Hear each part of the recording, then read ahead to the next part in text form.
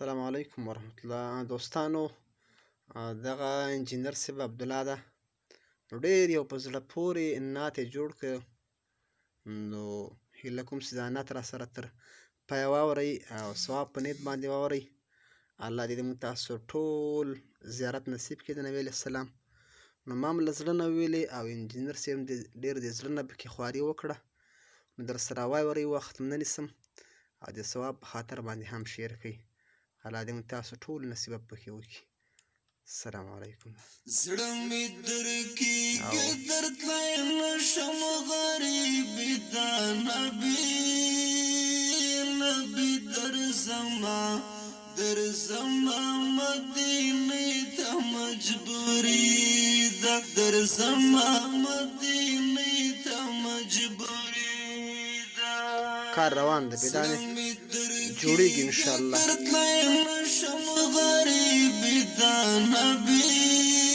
چې کله جوړ شي بیا د ټولو ملګرو ته انشاءالله کار روان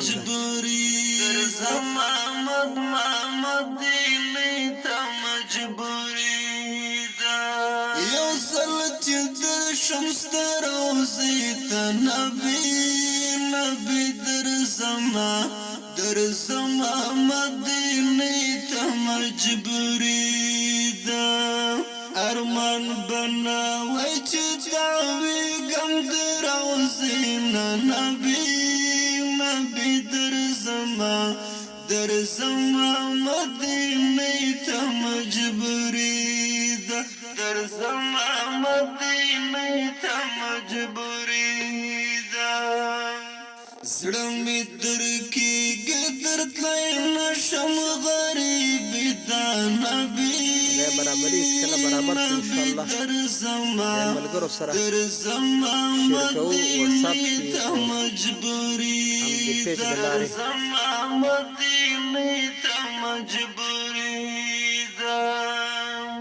یو دې وصال خدایا غواړم نبي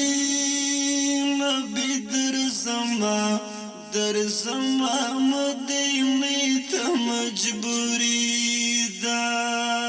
د شنې روضې د چې زه وکړم دیدنونه نبي درځمه مدینې ته مجبوري ده، درځمه مدینې ته مجبوري ده. زړه مې درکېږي درتلی نشم غریبي دا نبي درځمه مدینې ته مجبوري ده، درځمه مدینې ته مجبوري ده. و خدایه طاقت یې د تلو راکړي نبي درځمه مدینې ته مجبوري ده.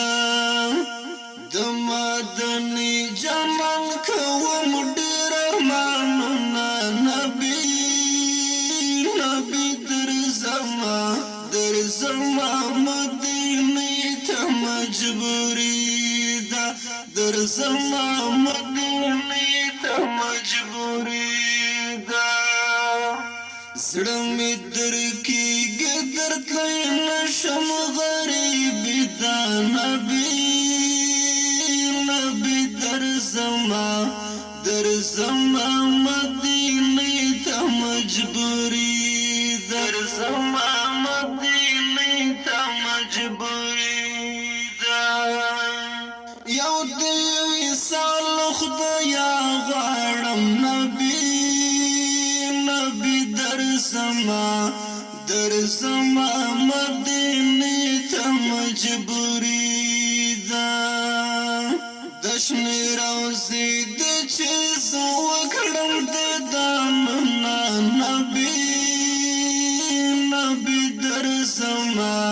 درځمه مدینې ته مجبوري ده، درځمه مدینې ته مجبوري ده. زړه مې درکېږي تلای نشم غریبی دا نبی در زما مدینه تا مجبوری در زما مدینه تا مجبوری دا ستا د درتلو توان می نشته نبی